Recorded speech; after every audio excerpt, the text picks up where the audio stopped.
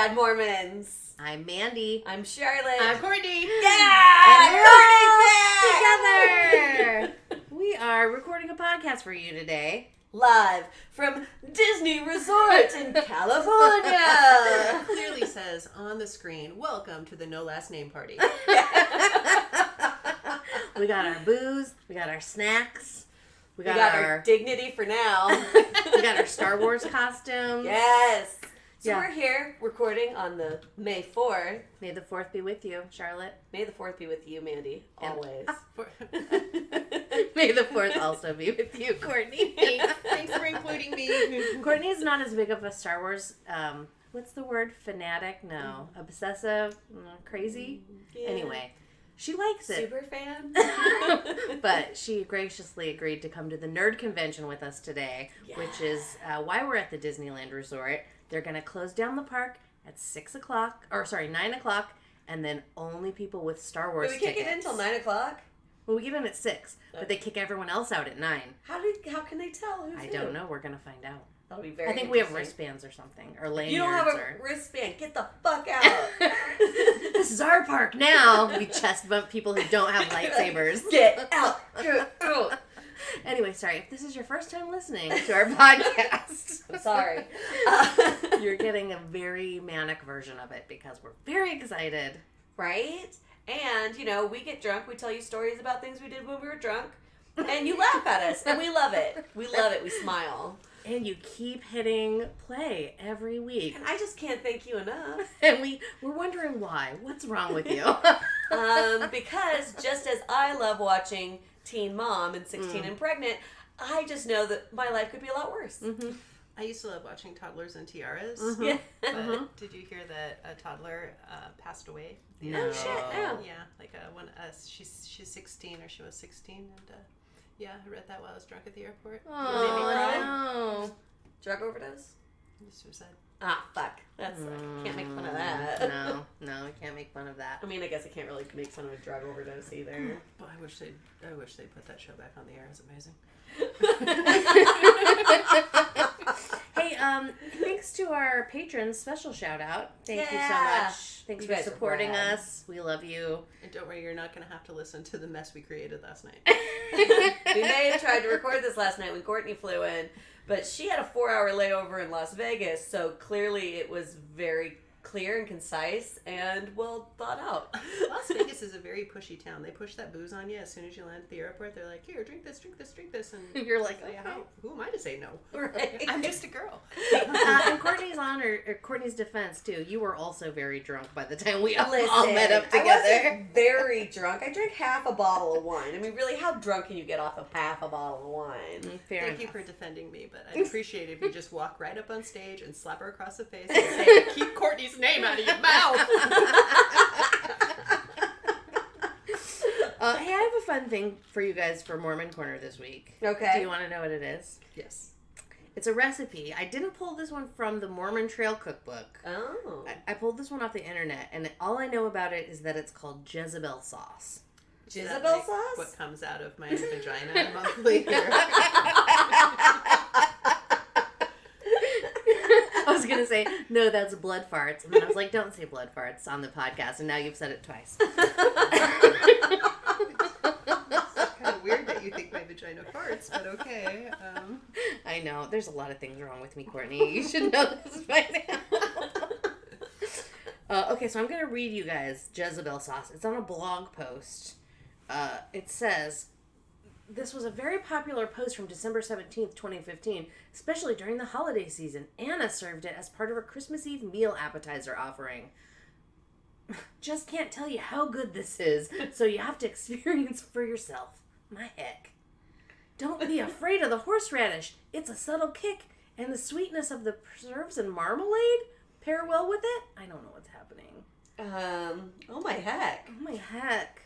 Heavenly Father.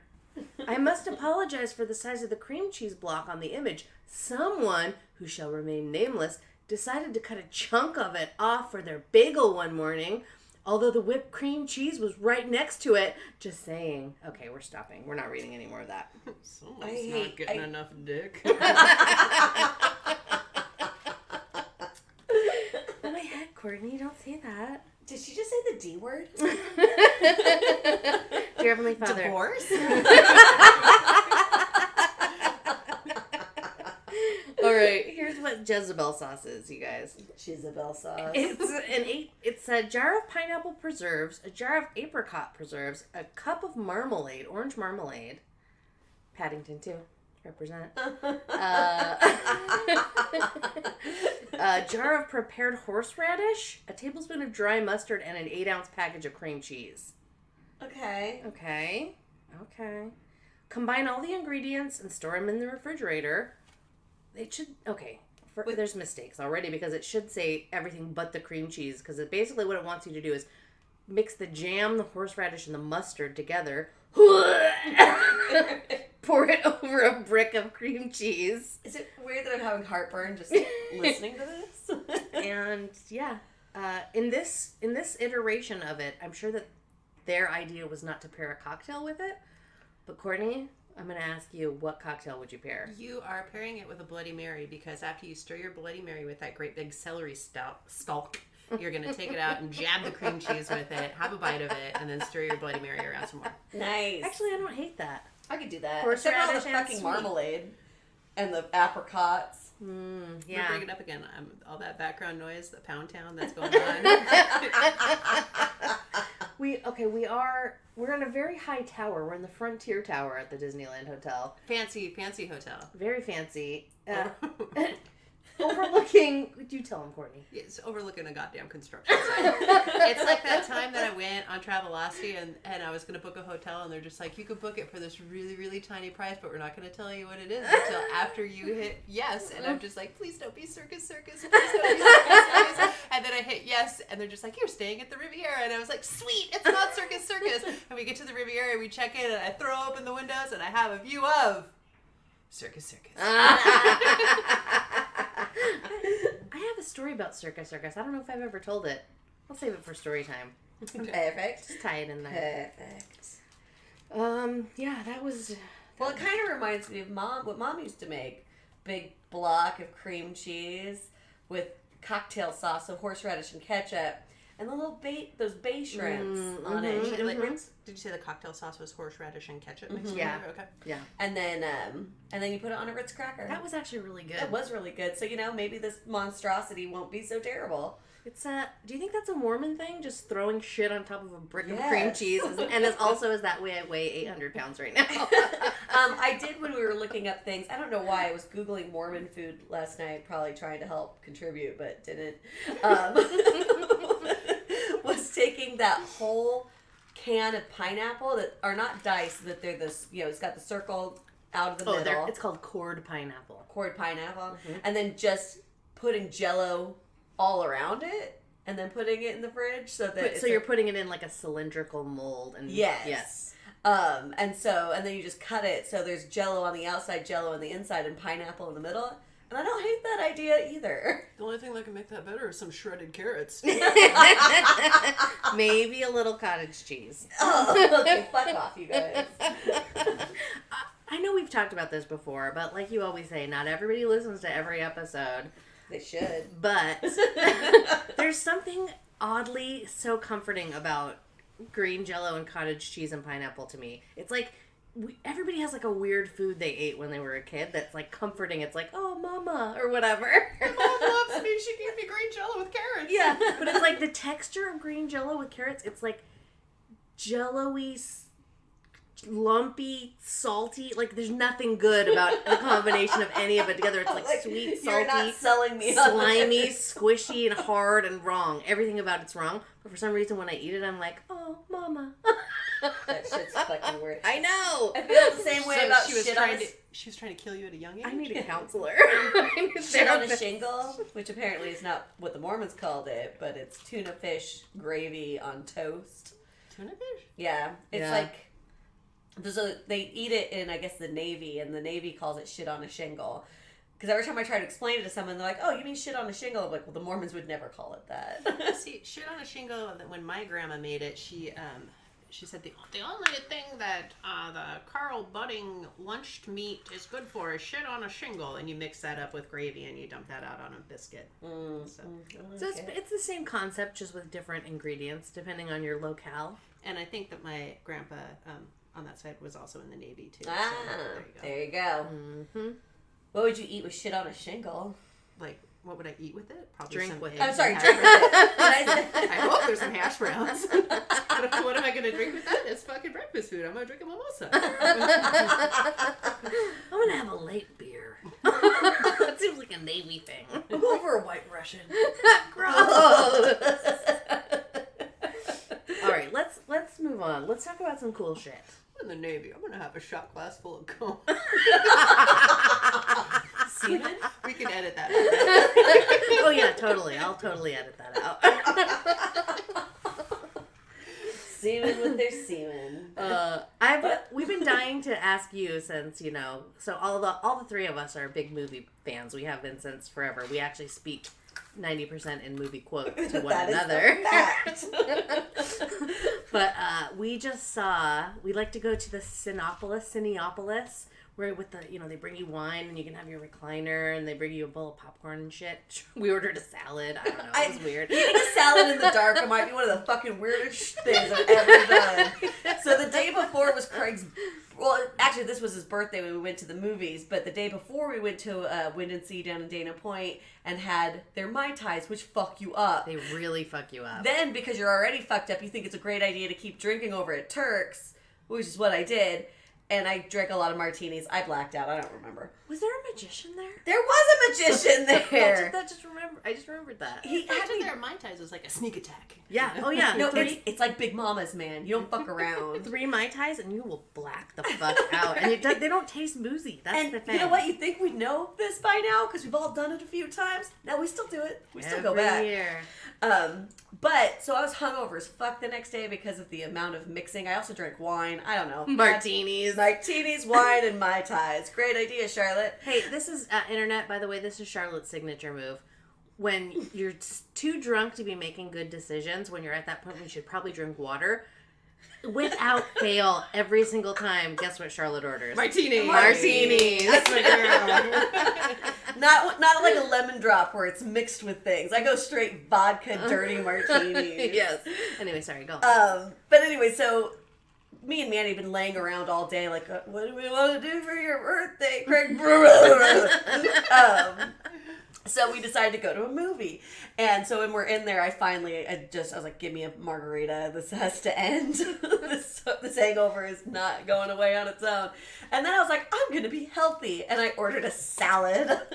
Now the movie started. It's all dark. And I'm just trying to eat, and I hate tomatoes too. So I'd be like, what is this in my mouth? I don't know. Like, I can't see anything. And every now and again, you bite into one of the grape-sized tomatoes. I'm like, oh God, no. Salad betrayed me. But God, that's not what this story was supposed to be about. Well, I was just going to add on to that. There's a reason why movie theaters don't traditionally serve salads. Or what else do we get? Like a lobster grilled cheese sandwich? A grilled cheese sandwich, that's right. I'll take the block of cream cheese with a bunch of shit dumped all over it. It'll be in the dark. It won't matter. Stick to popcorn, stick to candy. Go to a place that serves you alcohol if you can, because that really elevates the experience. I had 2 margaritas. Nobody else did, apparently. Or just sneak it in yourself. It doesn't matter. Generally, that's what I like to do. Anyway, so the movie we saw, back to cool shit, we saw The Unbearable Weight of Massive Talent. Yes. And it was so good. And Cortney's doing the fist in the palm. Yes. Which we didn't know anything about it. I was just looking at what was playing at that particular theater because I knew we wanted to go to that one. And I was like, well, this has got Nick Cage in it. We don't know anything about it. Hadn't seen any previews, whatever. Mandy read it to me and just said, what was the description? It was like, Nick Cage stars himself. And I was like, we're going. Yeah. Cage stars as himself in a life story about Nick Cage. And we're like, okay, this is going to be either, I believe our exact words were, this is either going to be the most incredible thing that's ever been created or it's going to be total horseshit. It was pretty great. It was really fucking good. Are we talking about this where it's just like you pitch that idea to Nick Cage and if he's like, no, I'm not down. Okay, well, Joey Lawrence isn't doing anything. Move on to whatever actor. Yeah, I mean, technically, I kind of have a feeling he was like, I don't know if this is just, because it's about him, but he at least had an EP credit or some kind of producing credit. Right. So I kind of wonder if it was his idea, which would be Would make so it good. It was. But, like, there was all these little Easter eggs and homages and, like, just, like, kind of little shout-outs to all of the great Nick Cage movies. There was, like, a Leaving Las Vegas scene. There was... Con Air. Yeah. There's clips of Con Air in there. Yeah. Face Off. Yeah. All the hits. What's the leather jacket Valley Girl? Oh, Valley Girl. Yeah, that was his whole like alternate persona. There was a lot of times where there was a scene. Fast Times at Ridgemont High. Fast Times. He was not. Was he in that? He wasn't in that. For like a brief moment in the background. Oh, okay. Yeah, he oh, was that's in the right. class. That's it was right. like Nicholas Coppola. Yeah. That's what he was going by back then. There's something I want to say, but it's a spoiler. Should I not say it? Don't say it if it's a spoiler. Okay, The I Rock? won't say it. No, you can't just say The Rock and have that be a spoiler. Okay, anyways, go see the movie. It's a great movie. Because I'm going to spoil it next time. And it's got Dreamy McDreamy Pants in it. Oh, Pedro, Pascal. F-U-C-K-I-N-G. She just brought it down and dirty. Damn. Hey, you said we're in Pound Town. We are in Pound Town. Even though we're Welcome to Pound overlooking, Town, Pedro. even though we're overlooking a pool with about 400 children in it right now. There's probably like 15 sex offenders up here jacking up. Oh! Run away, children! Go, run to your parents. Oh, that's terrible. Do you guys get nailed those things? Like when a pervert moves into your community. We don't. We no. do, I wish. I mean, I don't know if I want to know. I did look before when I was looking at my area or whatever. I was like, how many sexual? Like, I think it's Megan's Law. You can go on meganslaw.com and see how many sexual offenders live nearby. You're like, that's a lot. Apparently, my apartment is right next to a place where people who get paroled for sex offenses reside. So we get them once a month.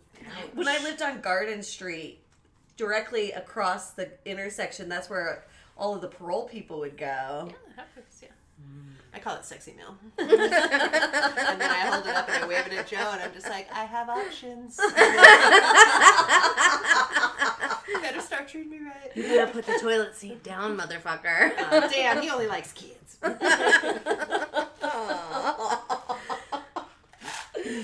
only likes kids and he's at the Disneyland Hotel. Gordy, looks like you need a refill there. I do. Why are you holding out on me? I don't know. It hurts inside from last night. What else do we have for cool shit?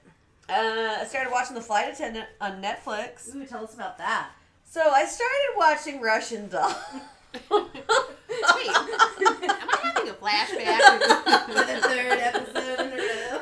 My point is, I was telling my client about it because she hadn't seen The Russian Doll and I liked it so much, but that the second season was garbage. Well, she said, oh, it's much like The Flight Attendant. Second season was garbage, but the first season was really good. So I normally would have never watched The Flight Attendant because it's a terrible name. And I don't like Kristen Chikakuku. No. She's thinking of Kaylee Carousel. Cappuccino. Kaylee Cappuccino. From Bazinga. From the Big Bang Theory. I don't care for her terribly. Well, because I don't care for that show. But this was actually a really good show. And I hate her less now. I mean, I don't think I hate her at all. Like, yes, she was in a show that paid her a lot of money. Good for her. She's not that character. I shouldn't just stereotype people. Anyways, Big Bang Theory is terrible. But The Flight Attendant is really good. But apparently don't watch the second season because it's useless. Garbage, okay. I watched The Thing About Pam, which I guess is based on a true story about a lady who she kills her best friend and has her husband framed for it. And Renee Zellweger is dynamite in it. Nice. That character was made for her. She's absolutely fabulous. I love her. Oh, that's great. And what's that? Hulu, right? Hulu, yep. I want to watch that. Yeah, I liked Renee Zellweger and what's that movie that she's in where she's sad and lonely? Bridget Jones's Diary. It's great. Chicago, hello. Another thing I watch on Hulu is called Captive Audience. It's a little documentary. You guys know the story about the Stainer boy that got kidnapped as a young child, and he was missing for 7 years, and then he got brought back home in California. Yes. And then his older brother turned out to be the Yosemite murderer. What? No, I didn't know that. And it's just like, I think it's a three part on Hulu too. It's called Captive Audience, and I remember just like hearing the story of the Steven Stainer who got kidnapped, like hearing that story on a podcast and being like, man, that's like really fucked up. And then they're just like, so stay tuned for part 2. And I listened to part 2 and I was like, poor fucking family, man. Yeah. Right. So he didn't kidnap his brother. He murdered his coworkers at the parks. He killed somebody like in the park, and then there was like a mother and daughter that were on vacation with a friend of the daughter's who was from a different country, and he murdered them. They found them murdered. And Was he working at the park, or was he was working at a hotel at the park? Oh, that's right. Yeah, I knew there was some sort of connection. Yeah, That's fucked. Yeah. Well, I want to watch that. Yeah, totally. And I haven't watched anything about it, but I've heard it's been really good. But the John Wayne Gacy files or tapes on Netflix apparently is going to be really good. God, too. that's the creepiest. It's because he was a clown, right? Well, and also he was just so creepy. it's just so gross. Yeah, just, hey, did you want to ride to my house where you could just no?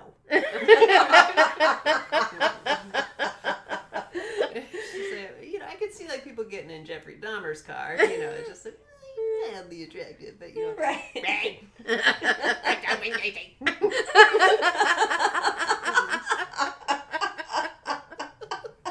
You're gonna kill me. You gotta be hot. Right. Ted Bundy hot. Did I ever tell you about the time that some lady tried to lure me into her car when I was like 7? Did I ever tell you this? Could have been Mandi Stainer. I could have been. No last names. Sorry. She was old. She was like, well, I was 7, so everyone looked old, but she looked like my grandma old, that kind of old. And I remember she had like really bright red lipstick on and like curly red hair. I've already told this on the podcast, I know before, but not everybody listens to every episode. True. And I'm like 2 blocks from my house, walking home from my friend's house, and she pulls up in an old like maroon, kind of like Matt's car, like an old, I don't know, Lincoln or whatever you call those old people car, Oldsmobile, I don't know. And she's like, she's driving and she opens the door and I'm on the passenger side. And she's like, hey, do you need a ride home? And I was like, looked at her and I was like, no.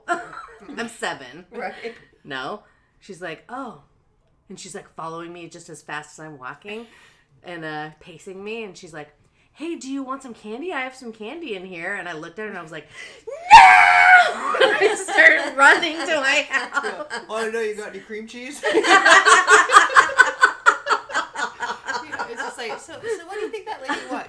I have no idea. Did she want to bring you home for her husband? Or did she just want somebody to do the dishes that she didn't have to pay? I'm pretty sure that anytime anyone tries to lure a 7-year-old child in their car, it's pretty nefarious. But like for a woman to do that, like an old woman? Her husband was in the back seat. Probably. Laying down with a brick of cream cheese. God, I wish I could get that out of my mind. This cocktail that you put in the thermal flask is pretty delicious. Pretty good, right? I told you. So what are you drinking now? Oh, we didn't tell the listeners what we're drinking. Well, here, let me tell them what I just poured for Cortney. Because surprisingly... It's called Night Night, Cortney. Might shock you. But here, you take a 32-ounce Hydro Flask. Or sorry, Yeti. We do Yetis now.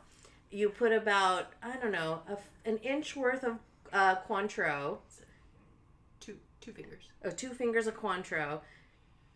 4 fingers of Malibu rum. 73 fingers of vodka. And 1 finger of margarita mix. So anyway, all this rum makes me really wish I had the shrimp cream cheese concoction that your mom used to make. No wonder I black out at Disneyland so often. Hey, it's not like you were complaining. Of course I wasn't. Until the next day when I'm like, why does everything hurt? They call it rookie juice for Okay, so let's just... There's so many this motherfucker things to talk about, and I don't want to talk about any of them because I'm drunk. And I'm at Disneyland and I'm having a good time with my friends. But looking at all those horrible children down there, they're trying to overturn Roe versus Wade. They are, yes. And it's just awful. Yeah, we realize we're not your hot news source. We're not the place you come to for hot tips. So we're not going to go through all the semantics of what's happening because you probably already know. Right. But it's fucked up. And I'm not happy about it. Let me just say, I want to just say one thing just to kind of summarize everything evil that's happening in this country. There is a really, really, really strong and obvious correlation to me between countries like in the Middle East where they have a small group of religious fanatics that just take over the country and basically they seize power and they're able to control people and enact laws that the people don't want. Right. And that's exactly what's happening here, and people don't see the correlation, and it drives me crazy. The Christian Taliban? The Christian Taliban, yeah. Christo-fascists, whatever you want to call them. It's terrifying. And it's like, so you have these people who are like, hey, I know we're only 20% of the population, but we've cheated our way into making the rules that you're all going to follow. Right. And so it's like, if you look at just simply like how women are allowed to dress and behave in like Palestine, for example, you know, I don't want to like get into that whole thing, but it's like, you know, back in the 70s, it's like bikinis and, yep. You know, you were like a normal, like people could just live their lives. And then progressively each decade, it got more and more conservative to where it's like, oh, well, now you have to cover your arms and legs. Oh, well, now you have to cover your hair. Oh, well, now you have to cover your whole fucking face. You know what I mean? And it's just like, it progresses like that little by little so that nobody sees it.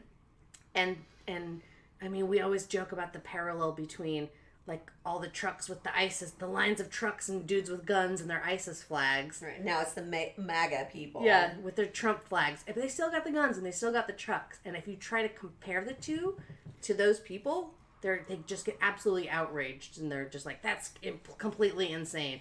It's not insane. It's the exact same fucking thing. And that's, I think, the most terrifying part about all of this. Marjorie Taylor Greene, QAnon, Matt Gaetz, Trump, like all these fucking monsters that we're allowing to take over and make the rules because we're too fucking stupid to not vote them out. Right. You know? Well, I mean, the fact that fucking Mitch McConnell has been in office, I don't know how long, and like, the man, and I've said this before because I'm still just awestruck on how this is possible, that he said, I don't care if it's good for the American people, I'm going to vote it down to make Obama a one-term president.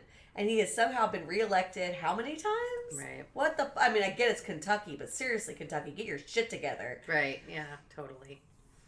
Anyways, it's all very fucking frustrating and super irritating. And the midterms are coming up, and if this doesn't get people off their asses to vote, then I don't know what will. Do you know how upset people get when they hear about toilet babies being left behind at proms? Oh yeah. And that happens when abortion is safe and legal. Yeah, how many toilet babies are we going to have now? Right. Dude, I know. And, you know, I guess I'm stubborn, and if you don't let me have my abortion, you're going to be taking care of a fetal alcohol baby. I mean, sadly, that's totally accurate. accurate. I want to be honest with you, Charlotte. You're going to take care of my... Yeah. Because I'm dropping it off at your doorstep. People take in special children all the time. I'm going to chain it up in the basement, wait till it's 7, and then I'm going to let it walk down the street and see if someone will pick it up. We can edit all this out, right? You know what? I'm gonna say this. I'm gonna Harriet Tubman some people out of Alabama over to California if I have to. I'll dig a tunnel all the way underground because. So do you know like what this does to like the morning after pill or anything like that? Like, is that still? Oh, I don't know. Is that still a thing? It's hard to say. Well, I was just reading this horrible thread this morning actually of Mueller. She wrote that Twitter account, and so. Apparently, when she was in, I don't know what branch she was in, Navy, Army, whatever, but when she was in the Army, she got raped. Like, she's like, I got brutally raped. And when I tried to press charges or bring it up to my supervisor or whatever, they said I was going to be dishonorably discharged because of perjury, saying that she's a liar. And also, what's the one where you cheat on your husband? Adultery. And so, but for both things, because he was married. And it's like, what the actual fuck? She's like, so... The rapist was married? Or? Yeah, the rapist was married. So one, she's a liar because it didn't happen, so perjury. But also adultery because he's married. So it's like... So it did happen and it didn't happen. Right. Or if you want to go through with it, turns out you're still, like, you're going to get adultery. So you're going to be dishonorably... discharged no matter what. So she did what she could, and I actually, so before the morning after pill was a thing, I don't know if any of you guys had to do it, but I did, they'd give you birth control and you just had to take a bunch of it at once, 12 hours apart. And that would induce your period to try and flush everything out. A condom that broke once. It was very unfortunate. But now they've got the morning after pill. So she was just saying she had to do that. It didn't work. She ended up getting pregnant. So she's like, also, I was able to go then get an abortion, but you don't choose where you're at when you're in the army or in military at all. You're where you're at, and you can't leave the state unless you like give and express things that you can do that kind. It was a whole thing about it. So like army, and she's like, women get raped in the army or military all the time. She's like, oh, so if I can't go get an abortion because it's not legal in that state, and I can't leave the state to go get one in a different state, what the fuck am I supposed to do? And I was just like, all of that was fucking horrendous. Yeah, every thing. Yeah, every word. It was just like, oh wow, everything is so fucking wrong on every goddamn level. Yeah. Oh, that was a bummer. Yeah. Let's hear a word from Cortney. We'll be right back. And we're back. Hey, welcome back. Courtney's eating chips. She didn't realize we were coming back. Sorry. We surprised her. Hey, I totally forgot to mention this during Cool Shit, but I think our listeners would be really excited to know that we're all going to Las Vegas in September to see Molly Crew, Poison, Def Leppard, and Joan Jett. Mm-hmm. We're fucking pumped. And that actually was supposed to be a nice little segue into my story, because I have a story that I don't know that I've told you guys. At least I definitely haven't told the podcast. I'm not sure if I've told the two of you. Kickstart My Heart? You better fucking believe I'm going to kickstart your heart, girl. So I wanted to tell you guys this story. It's so good. Let me think. I've been drinking. Okay, so this happened in Portland, Oregon, and this was probably... I'm just going to go out on a limb and say like 20 years ago. But we were I was working for the co-op. So definitely like more than 15 years ago. Right. So we were in Portland for some sort of co-op thing. I don't know if it was Provender, or some sort of expo, some sort of natural foods, hippie grocery industry sort of situation. And Keegan was there and Matt was there and a bunch of other people were there too. So I think we had like gotten a hotel for this thing, and then a bunch of our friends came so that we could just go party or whatever. And I met this girl. I can't remember anything about her. I don't know her name. She was a little bit older than us, but she was like, she kind of had this like soccer mom vibe. She was blonde, and just like, I don't know how else to explain it, but like soccer mom. And I think that I'm sure that I met her because we were at this like convention thing together. Anyways, I don't know how we ended up here, but it's like we go from, selling natural granola bars to like 1:30 in the morning drunk at a fucking adult sex shop in somewhere in the ghetto. There's I'm sure it's probably still the same, but there was like a ton of junkies out on the street. Heroin was like a huge problem back then. There was just like all these people out everywhere. And I definitely remember Matt and Keegan were there, and I think a bunch of other people were there too. But I remember talking to this girl, and she just had like all these fascinating stories that you would never expect from like a soccer mom. And so we're in the sex shop. She buys like this bag of dildos. We walk out with like all this merchandise, and we're walking down the streets, and it's kind of sketchy. It's a little late. I don't know this for sure, but I'm assuming we were on coke because we were very chatty, and it was the middle of the night, and we're drunk in the ghetto with a bag of dildos on a bridge. So sounds like a good night. What's gonna mess with you in the ghetto if you're carrying a bag of dildos? You're crazy. Give me all your money. What are you? Please, sir. All I have are these bag of dildos. Don't make me hit you in the mouth with my dildo. But so anyway, we're standing there, and she's telling me this story, and I think I was a really big Jane's Addiction fan for a long time. Still am, props.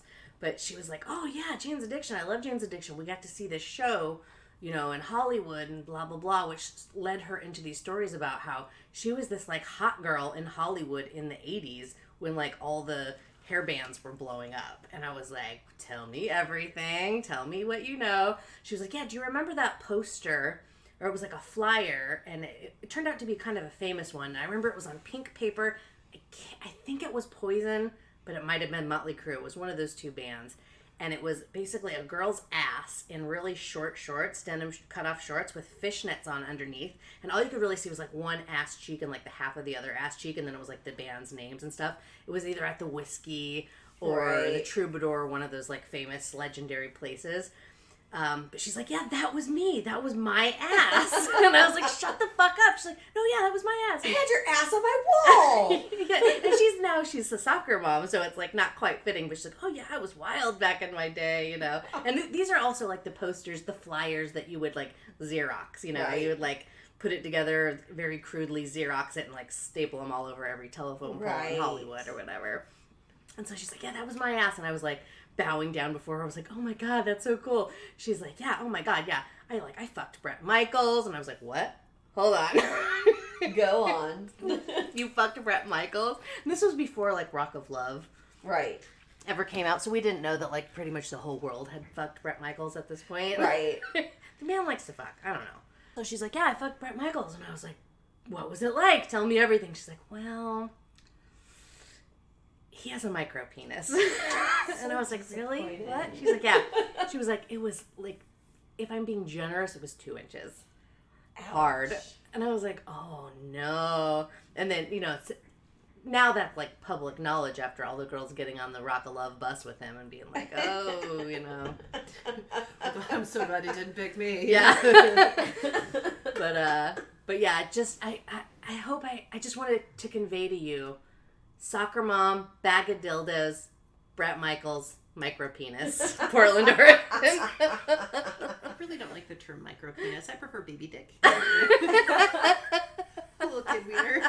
Apparently, in 2007, Bret Michaels talks about his penis. I'm going to come back and repent for this next week, where you can hear all about Bret Michaels' micro penis.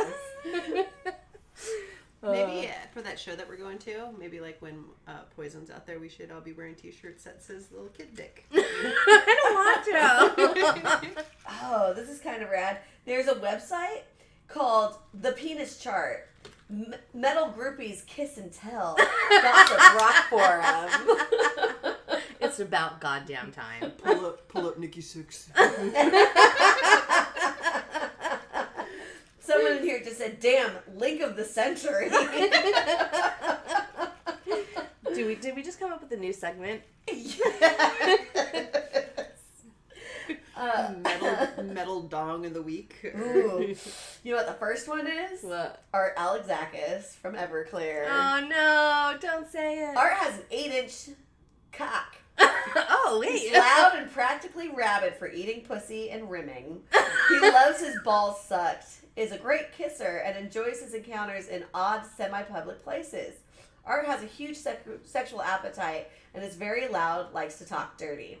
However, he's not fond of condoms, and sometimes his cock isn't fully hard, which may have something to do with him being a former drug addict. Either that or he's old. He tries to come off as such a sincere, sweet guy, but he's a huge slut. He does treat you well when you're with him, even holds hands and cuddles, and gives you his real phone number. He also likes his women to be pretty intelligent and able to hold their end of the conversation about current issues. There you go. That's not as bad as I thought it was going to be. No, I guess it's not all terrible. Tune in next week for our next segment on... Wait, who's the next one up? We'll give him a tantalizer. Hey, look at my big dick. This isn't actually a very easy read, so... This is when Joe cock-blocked me in Art Alexakis. Cortney's showing us a picture So of her drunk. we went to go see Everclear, and afterwards they were taking photos and signing stuff, and Joe didn't want me to be too close to Art because he knew I had a little bit of a crush, so drunk Joe. I was like, get away from my girl. Stop trying to rim my girl. I know you're going to eat her pussy. We can edit that out, right? Oh, totally. There's one about Leonardo DiCaprio, but I can't find the original text. It's okay. We don't want it. I know, it's a I'm just Reddit saying. thread. Right, it's hard. It's hard to read. Anyway, it is hard. What's hard? Not Art Alexakis' dick, apparently. Not all the time. He likes to do drugs. Anyways, new segment. Totally happening. That's all I got for stories. I mean, unless we want to go, we could really dig down the archives, and we were talking about, you know, the basement where we had to saw the couch in half to move out. Or that's when Tiffany has to be on with us. There's all the bike crashes we've had, our bike crash compilation. There's I feel like maybe we should just keep this one a short one. Yeah. We gotta start getting ready I for... have to go down to that pool and hang out with the children. And I gotta get my lightsaber together. Gotta put my whole Star Wars outfit on. I'm wondering if I'm gonna wash my hair today. Anyways, these are stories that I'm not going to share with you. You'll hear them next time. What are you wearing tonight? I have a Princess Leia outfit. What are you wearing, Cordy? I have a Chewbacca outfit. When Mandi told me I was going to May the 4th with her, she said, and you have to dress up. And I said, where am I supposed to get a Chewbacca costume? And she sent me a link. And anyway, I just showed up and it's fabulous. That's right. And if somebody asks you... The only thing that I regret is that Joe's like, what are you going to do when people come up to you and ask you to do your Chewie impression? Because I don't have one. Well, you do now, because we've been kind of working on it, right? Okay, so are you going to ask me? Yeah. Hey, Cortney. Hey, Chewie. Do your Chewie impression. Go, go, go, go, go, go, go, go, go.